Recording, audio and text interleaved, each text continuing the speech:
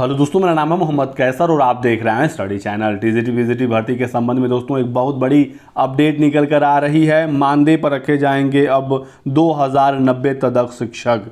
तो अब ये तय हो गया है कि तदर्थ शिक्षक अब परमानेंट नहीं होंगे, इन्हें तदर्थ के रूप में ही रखे जाने का प्रस्ताव सामने निकल कर आया है। और ये जो 2090 तदर्थ शिक्षक हैं ये वेतनिक हैं, जिन्हें अब तक वेतन प्राप्त हो रहा था, इन्हें ही संविदा पर रखा जा रहा है। और जो 22,000 अवेतनिक तदर्थ शिक्षक हैं इन पर अभी तक कुछ भी स्पष्ट नहीं किया गया है सरकार की तरफ से। तो जिन्हें वेतन मिल रहा था उन्हें संविदा पर रखा जा रहा है, तो जिन्हें वेतन अब तक नहीं मिल रहा था उन्हें फिर सरकार कैसे रखेगी। सुप्रीम कोर्ट ने तो साफ कर दिया है कि तदर्थ शिक्षक यदि टीजीटी पीजीटी 2021 की परीक्षा पास नहीं कर पाते हैं तो वो अपने पद पर नहीं रह सकते, उन्हें वेतन ना दिया जाए राजकोष से।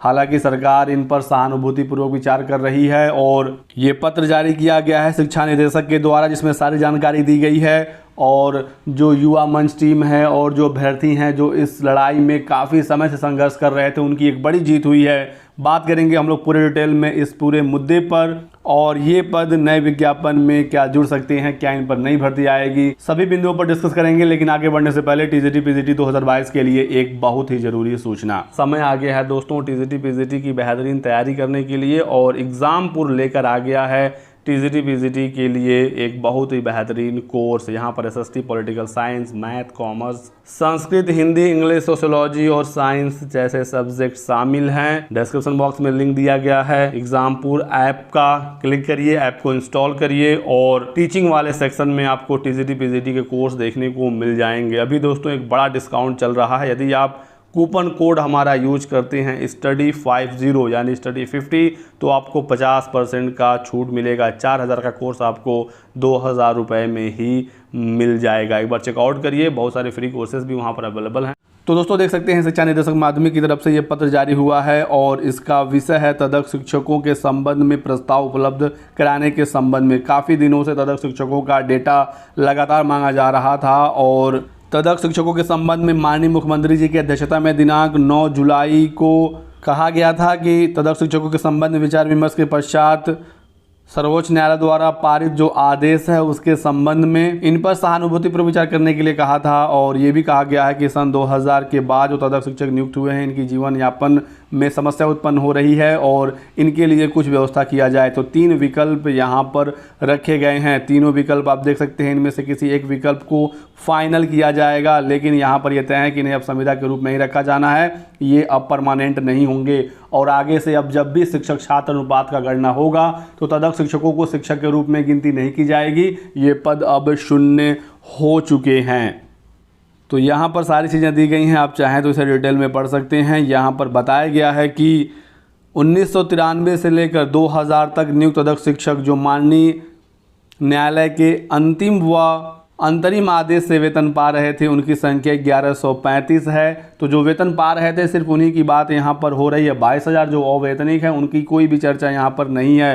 तो ये डेटा यहाँ पर दिया गया है और इनमें से 42 शिक्षक वर्तमान में निधन हो चुका है, 134 रिटायर हो चुके हैं, वर्तमान में 979 ही वेतन पा रहे हैं। और 2000 के बाद की बात करें जो तदर्थ शिक्षकों के रूप में नियुक्त हुए हैं 1537 हैं और पूरा यहाँ पर जो डेटा है वो 2000 के आसपास है, 2000 के पहले वाले और यहाँ पर हैं 2000 के बाद वाले।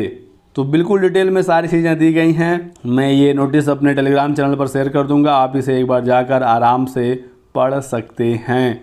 कोई डाउट हो तो आप हमसे कमेंट सेक्शन में पूछ लीजिएगा। तो आज के सभी न्यूज़पेपर में एक खबर छपी हुई है कि 2090 तदर्थ शिक्षकों को संविदा के रूप में रखा जाएगा। यहाँ पर बताया गया है कि प्रदेश के सहायता प्राप्त माध्यमिक विद्यालयों में 7 अगस्त 1993 के बाद नियुक्त 2090 तदर्थ शिक्षकों को मानदेय पर रखने का प्रस्ताव है। तो ये चीज़ बिल्कुल क्लियर हो जाती है। माध्यमिक शिक्षा निदेशक डॉक्टर सरिता तिवारी की ओर से विशेष सचिव माध्यमिक शिक्षा को भेजे जा रहे प्रस्ताव में तदर्थ शिक्षकों को मानदेय पर रखने के लिए 3 फार्मूला सुझाया गया। इसके लिए सरकार पर 1 अरब 20 करोड़ से लेकर 2 अरब 41 करोड़ तक का सालाना व्यय भार पड़ेगा। यहाँ पर दोस्तों युवा मंच के अध्यक्ष अनिल सिंह ने कहा है कि इन्हें हम संविदा के रूप में भी नहीं रखने देंगे, हम इसको लेकर जाएंगे सुप्रीम कोर्ट। सुप्रीम कोर्ट ने कहा कि तदर्थवाद को समाप्त किया जाए और माध्यमिक शिक्षा अधिनियम में कोई भी ऐसी व्यवस्था नहीं है जिसमें कहा गया हो कि तदर्थ के रूप में या संविदा के रूप में शिक्षकों को रखा जा सकता है। तो 2000 ये पद जिनको वेतन प्राप्त हो रहा है, जिनको सरकार संविदा पर रखने की बात कर रही है, और 22,000 जो अवैतनिक तदर्थ शिक्षक है, यानी टोटल 24,000 के लगभग पद हैं जिसको दबाया गया है। और युवा मंच का कहना है कि हम इन पदों को इसी 2022 वाले विज्ञापन में जुड़वाएंगे और उसको लेकर हम सुप्रीम कोर्ट जा रहे हैं मुकदमा करने के लिए, क्योंकि सुप्रीम कोर्ट ने साफ किया था कि टीजीटी पीजीटी 2021 में तदर्थ शिक्षकों को आवेदन करना होगा। हालांकि इन तदर्थ शिक्षकों ने इसमें आवेदन ही नहीं किया, गिने चुने ने आवेदन किया। टोटल 40 लोग ही टीजीटी पीजीटी 2021 की परीक्षा पास कर पाए, वो भी भारांक के साथ। तो तदर्थ शिक्षकों की सेवा को पूरी तरह से समाप्त किया जाए, इन्हें संविदा पर भी ना रखा जाए। सरकार के ऊपर आखिर इतना व्यय क्यों डाला जा रहा है? संजय सिंह के मामले में सुप्रीम कोर्ट ने तदर्थ शिक्षकों को टीजीटी पीजीटी 2021 की परीक्षा में शामिल होने के लिए कहा था। हालांकि टीजीटी पीजीटी 2021 में टोटल 40 तदर्थ शिक्षक ही सफल हो पाए, 6 पीजीटी में, 34 टीजीटी में। भर्ती में असफल होने के बाद नौकरी से बाहर होने पर वर्ष 2000 के बाद तदर्थ शिक्षकों के सामने जीवन यापन की समस्या पैदा हो गई है। और इस मामले में मुख्यमंत्री की अध्यक्षता में 9 जुलाई को बैठक में इन शिक्षकों के भरण पोषण के लिए समुचित प्रस्ताव उपलब्ध कराने को कहा गया है। 7 अगस्त 1993 से 30 दिसंबर 2000 तक 979 और वर्ष 2000 के बाद 1111 यानी कुल 2090 तदर्थ शिक्षक इस दायरे में आ रहे हैं जिन्हें संविदा पर रखा जाना है। और जो 3 विकल्प हैं मैंने आपको नोटिस में दिखाया ही। तो पूरा मामला आप समझ गए होंगे कि क्या यहाँ पर चल रहा है। जिन्हें वेतन दिया जा रहा था उन्हें तदर्थ के रूप में रखे जाने का प्रस्ताव है, लेकिन जो अवैतनिक हैं 22,000 जिन्हें बच्चों की फीस के भरोसे मैनेजर उनको सैलरी देते थे, वो अपने पद पर बने हुए हैं इस उम्मीद में कि आगे चलकर कुछ होगा, उन्हें भी परमानेंट कर दिया जाएगा। और इन पदों का भी जो अधियाचन है ये प्रबंधक, डीआईएस और अधिकारियों की मिलीभगत से चयन बोर्ड को नहीं भेजते थे, जिसकी वजह से इन पदों पर भर्ती नहीं हो रही थी। 2021 के लिए भी जब अधियाचन मांगा गया तो तदर्थ शिक्षकों का अधियाचन डीआईएस के द्वारा नहीं भेजा गया, क्योंकि वहां पर कन्फ्यूजन काफ़ी ज़्यादा था। और जब 2022 के लिए अधियाचन मांगा गया तब भी अधिकारियों द्वारा अधियाचन नहीं भेजा गया।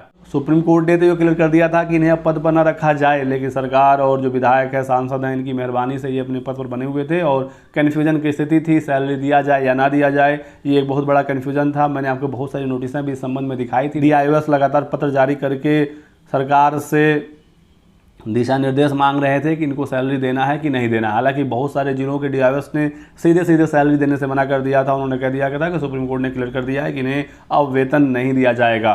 तो अब दोस्तों चीज़ें बिल्कुल स्पष्ट हो रही हैं और अब जब भी अधियाचन मांगा जाएगा तो इन तदर्थ शिक्षकों का अधियाचन भेजना ही पड़ेगा जो वेतनिक थे। बाकी अवैतनिक पर भी जल्दी फैसला होगा और यदि ये पद इस विज्ञापन में जुड़ जाते हैं तो बहुत सारे बेरोजगारों को नौकरी मिल सकेगी। और यदि इस विज्ञापन में नहीं जुड़ पाते हैं, चूंकि इसकी परीक्षा अक्टूबर-नवंबर तक ही होने की उम्मीद है, तो अगले साल की जो भर्ती है टीजीटी 2023 उसमें ये पद जुड़ सकते हैं और अगले साल एक बहुत बड़ी भर्ती निकल सकती है। बाकी आगे जो भी अपडेट और जानकारी निकल कर आएगी आपको सूचना दिया जाएगा। तो इस वीडियो में बस इतना ही दोस्तों। वीडियो को लाइक और शेयर कर दीजिएगा, चैनल को सब्सक्राइब करके बेल आइकन दबा लीजिए ताकि आपको इसी प्रकार के सभी लेटेस्ट और ऑथेंटिक इन्फॉर्मेशन मिलती रहे। Thanks for watching.